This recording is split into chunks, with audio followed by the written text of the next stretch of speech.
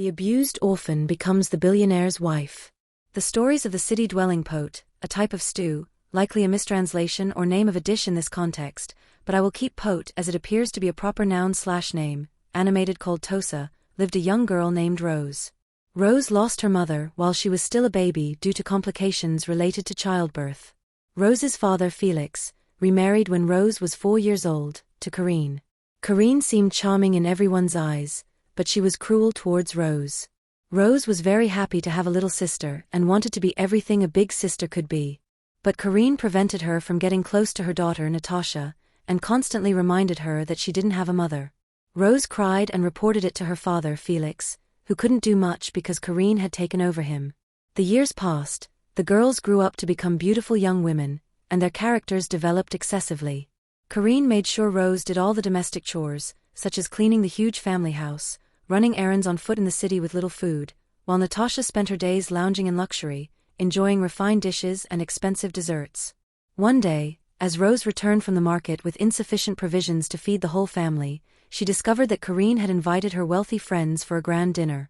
"Rose," Corinne shouted, "you are going to prepare a feast for 20 people with what you brought back. And if my guests are not satisfied, you will spend the night outside." Exhausted, Rose set to work, creating culinary miracles. With almost nothing, the guests were dazzled by the dishes, complimenting Corinne on her excellent cook. Corinne smiled, taking all the credit without mentioning Rose. That same evening, Rose overheard a conversation between Corinne and her sister Victoria. "My dear Corinne," Victoria murmured, "this girl is getting too beautiful. Have you seen how men look at her at the market? She could overshadow you and Natasha too." Corinne replied frostily, "I thought about it. That's why I'm going to intensify these chores. The more tired and neglected she is, the less she will be noticed." The next day, Corinne forced Rose to clean the gutters of the 3-story house. A dangerous task that she had to perform alone. Rose slipped and injured her shoulder. But Corinne refused to take her to a doctor, claiming it was her fault. "Clumsy people get what they deserve," she declared coldly. Felix regretted getting remarried. He quickly developed high blood pressure, which caused his death due to constant worries. Rose found herself alone in a cold world as an orphan, abused by Corinne and Natasha. Shortly after Felix's death, a notary, Maître Bernard, came to the house.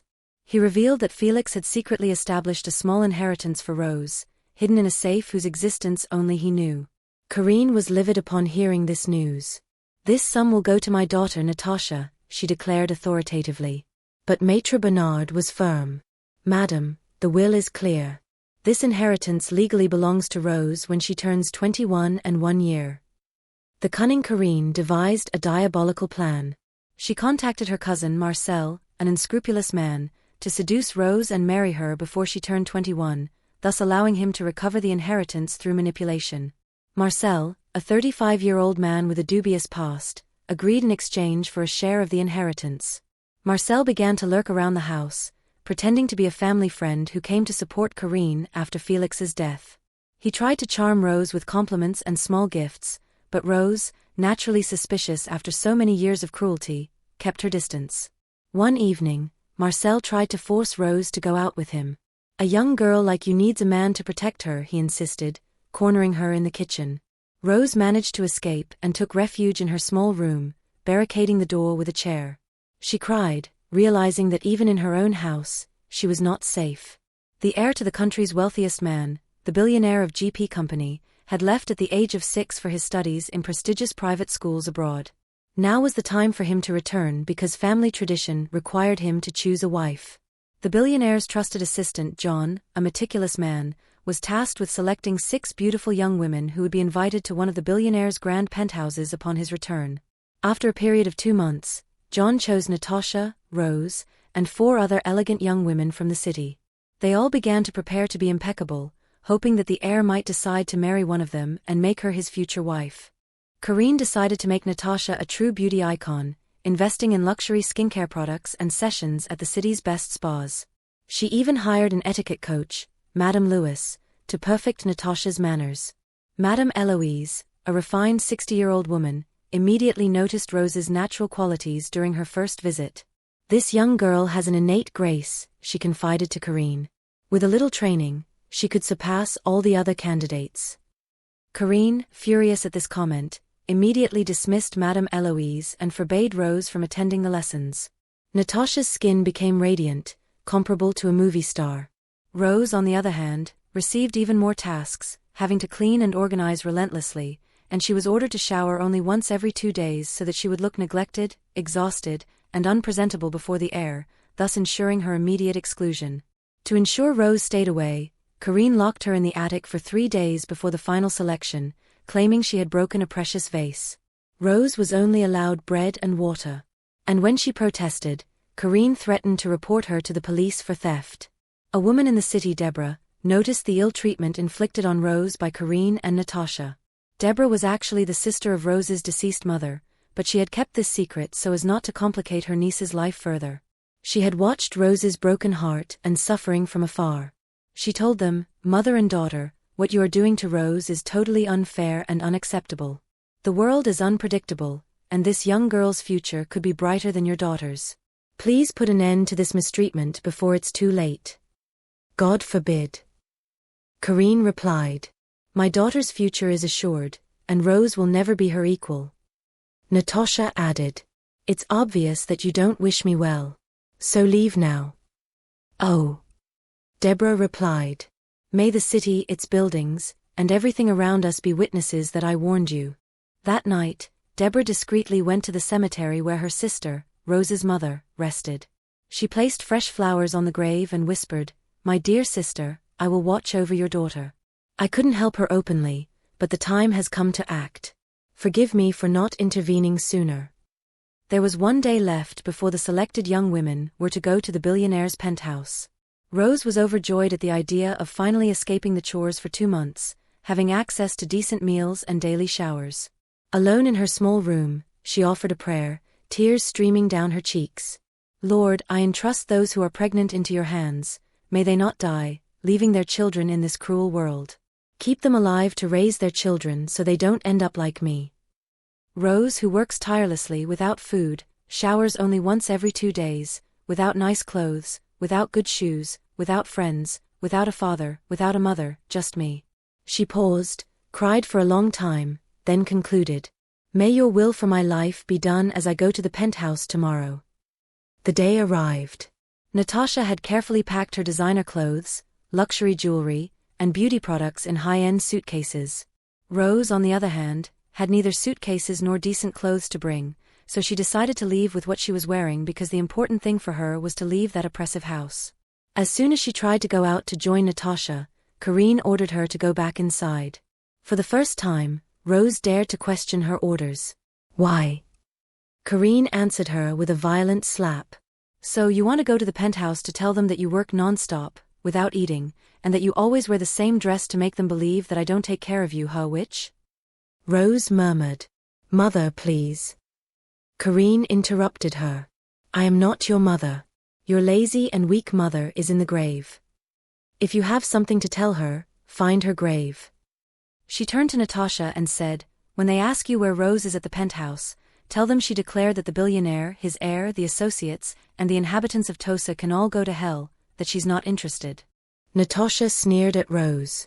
"Poor girl, try to get a mother in your next life." Then she took her suitcases and left for the penthouse. Rose's hope of leaving the house collapsed, and for the first time, she contemplated ending her life. But she couldn't find a way to carry out her thoughts. She climbed onto the roof of the house, looking at the city stretching out before her, wondering if anyone would notice her disappearance. At that moment, she heard Deborah's voice calling her from the courtyard. Deborah appeared and asked what had happened. Karine replied, "Nothing happened, madam. Go home." Deborah turned to Rose. "Why are you still here, not ready, when the others are already at the penthouse?" Rose found the courage to tell Deborah how her stepmother had forced her to stay, how she worked tirelessly with little to no food, how she was only allowed to shower once every 2 days, and that what she was wearing was the best of her clothes. She also recounted Marcel's attempts to forcibly court her and her growing fear. Deborah turned to Karine. "Woman, where is your conscience? You were supposed to be a support, a guide, a mother to this young girl to whom life has not been kind, but you chose to be a nightmare. How do you sleep at night knowing you live under the same roof as a hungry and neglected person? And now you allow your cousin to harass her? How? Broken, Rose told Deborah, "Please madam, how can I die now? I can no longer live in this miserable world." "Never say that again," Deborah replied firmly. "You are a child of destiny, and no matter what Karine and Natasha have planned, you will fulfill your destiny." Then she turned to Karine. "If you don't let her leave immediately, I will personally report you to the billionaire, and your daughter Natasha will be excluded, and you will both be severely punished. Furthermore, I will reveal to Marcel that you lied to him about Rose's inheritance." Karine, out of options and terrified by Deborah's threat, allowed Rose to join the others at the penthouse. She made sure Rose took a full shower and gave her some of Natasha's clothes. Grateful, Rose went to the penthouse. Upon her arrival, the secure gates were closed. Rose knocked timidly. A security guard opened and questioned her. "Please, don't send me away," she said. "My stepmother did everything to stop me, but God intervened." The guard replied, "Wait a second. The billionaire has already met the other guests, and if you appear now, I risk a sanction. Let me check with him." He went to see the billionaire. "Sir, a young woman at the entrance says her stepmother delayed her." The billionaire replied, "I was told the group wasn't complete. Let her in." The guard returned to Rose. "You're lucky. The billionaire ordered you to join the others." Rose thanked God for being freed from her stepmother's clutches. The billionaire had decided that the young women would be accommodated 2 per room in his large penthouse. Rose was placed with Zoe, a sweet and kind young woman who quickly became her friend. She was so happy to find a refuge far from the hell she had known. A meeting was organized for the young women to introduce themselves to the penthouse staff. Natasha began arrogantly, introducing herself as the future mistress of the premises, followed by Zoe, who was humble and respectful. Fatima exaggerated her modest origins. Zian lied about her accomplishments. Celine openly flirted with the male staff, and finally, Rose introduced herself simply and sincerely. The billionaire did not reveal why he wanted shared rooms, but he had secretly installed surveillance cameras in the rooms and at strategic locations in the penthouse. The first week, the young women behaved well, but by the second week, their true characters were revealed. During the morning routines, Rose excelled, accustomed to working hard alone. She got up before dawn, helped prepare breakfast, and ensured the common areas were always impeccable. Natasha, jealous to see Rose so appreciated by the staff, decided to scheme to get her expelled. She started spreading rumors, claiming that Rose was stealing food and was actually an infiltrated maid. Rose avoided Natasha and followed all instructions to avoid trouble. A particularly disturbing incident occurred in the 3rd week. Natasha hid precious jewelry under Rose's mattress, then claimed it had disappeared from her room. When the staff searched the rooms, the jewelry was discovered with Rose. Fortunately Joe, the supposed security guard, had seen everything thanks to the cameras and intervened discreetly to clear Rose, claiming a misunderstanding. Never inactive, Rose sometimes helped the staff in the kitchen, preparing meals or doing the dishes. She felt comfortable among them and hoped to be hired as an employee after the 2 months. The head chef, Henry, was particularly impressed by her skills. Fatima was unruly, claiming a status she didn't have and constantly bragging about alleged relationships with celebrities. She organized clandestine bets on who would be chosen by the heir. Meanwhile, Celine began an affair with a security guard, becoming pregnant, which led to her immediate expulsion. Karine, Natasha's mother, secretly introduced a charm into the penthouse on the day of the heir's return. She had consulted a witch from the outskirts of Tossa, Madame Mystique, who had provided her with a concentrated love potion with precise instructions. With a note explaining how Natasha should use it, Karine handed the charm to her daughter. Natasha applied it to her tongue according to the instructions, entered the heir's suite, and said, "Hello my dear." The heir was immediately enchanted, losing all sense of reason. His eyes glazed over, and he only saw Natasha, unable to resist her slightest whim. This charm strangely affected all the young women present, making them agitated and jealous, except for Rose, who did not seek to compete and remained focused on her daily tasks. The atmosphere in the penthouse became heavy and tense, as if a curse weighed on the premises. Natasha, delighted with the charm's success, began to behave like the future mistress of the penthouse, giving orders to the staff with the unconditional support of the bewitched heir. She demanded that her room be redecorated, that expensive dishes be prepared only for her, and that Rose be assigned exclusively to her personal service. Rose grew closer to a security guard she only knew as Joe, confiding in him her story and her suffering. Joe listened to her with sincere attention, touched by her resilience and kindness despite so many trials. Seeing the competition become chaotic and dangerous, Rose asked to meet the billionaire to withdraw voluntarily and apply for a job as an employee. "I don't want to be a burden," she explained to Joe. "This competition is becoming unhealthy, and I feel like something strange is happening with the heir and Natasha." The security guard, who was none other than Joe, the heir of GP Company in disguise, told her, "Don't leave, you are an exceptional, beautiful and well-behaved girl. If I were rich, I would marry you right away." Rose laughed softly. "You don't need to be rich. If you ask me to marry you, I will accept. We will work together here, save up, and then build our future. Your heart is worth more than all the gold in the world." "Are you serious?" Joe asked, moved by her sincerity. "Yes," Rose replied firmly. "Is it to escape your stepmother?" "No, marriage is sacred, a lifelong decision. Your qualities, your kindness, and your protectiveness would create an ideal home for any woman." While they were talking in the penthouse garden, an argument erupted between Fatima and Diane in the living room. Joe had to intervene to calm them down and prevent a physical fight. Later, Rose met the billionaire in his office. "Long life to you, sir. Please allow me to withdraw from this selection." "Why?" he asked, intrigued by this young woman who was different from the others. "I am not worthy of the heir of GP Company. I am an orphan who has had a hard life, with no refined education or material possessions. Please hire me as an employee instead, as that is where I feel I belong and where I can be useful." Joe entered at that moment, surprised to see Rose with the billionaire, and heard her request. "I told you not to give up," he said with a hint of disappointment. Rose replied calmly. With these growing tensions and the heir's strange behavior, someone could get seriously hurt. "I prefer to leave before the situation escalates further." The billionaire, observing the interaction between Joe and Rose, told her, "Go back to your room, I will answer you later." After her departure, Joe pleaded passionately that Rose's request not be accepted, considering her the best candidate and the purest of heart.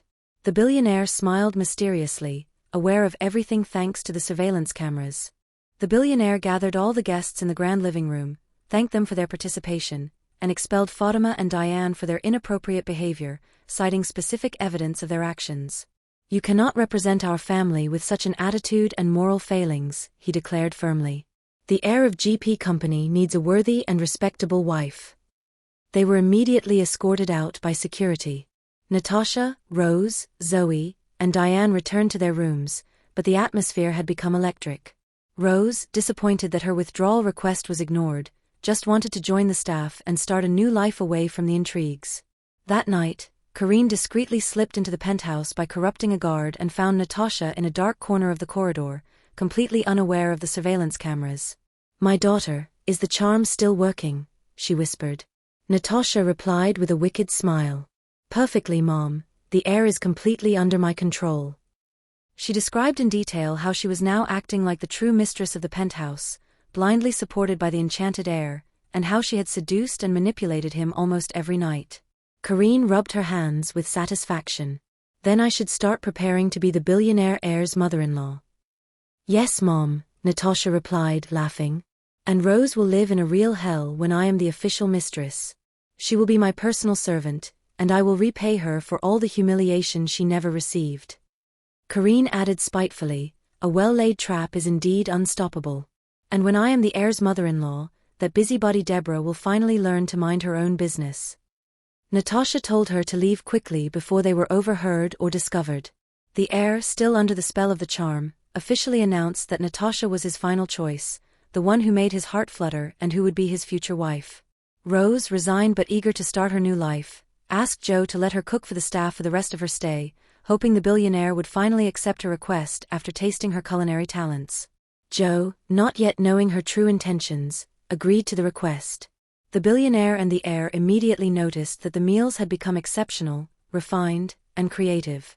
The billionaire asked the chef if he had hired a new cook without his authorization. Joe replied honestly, No sir, it was Rose who cooked all these dishes and even redecorated certain parts of the penthouse with flowers and arrangements she created. Impressed by so much talent and natural grace, the billionaire was increasingly convinced that Rose was the ideal wife for his heir. He asked the enchanted heir directly what he truly thought of Rose. She is absolutely not my type, father. My choice is definitely made.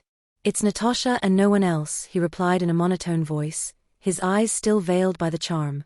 Natasha, increasingly uncomfortable with the presence of Zoe, Rose and Jen, planned a radical action to eliminate them definitively and automatically win the competition.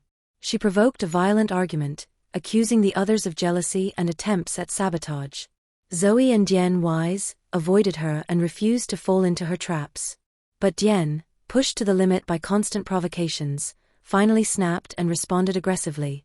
The enchanted heir, furious that his beloved was being opposed, immediately ordered her expulsion. How dare you attack my future wife? Get out of my residence immediately. Natasha secretly exulted. Only 2 days remained before the final ceremony. Rose came to see Joe one last time.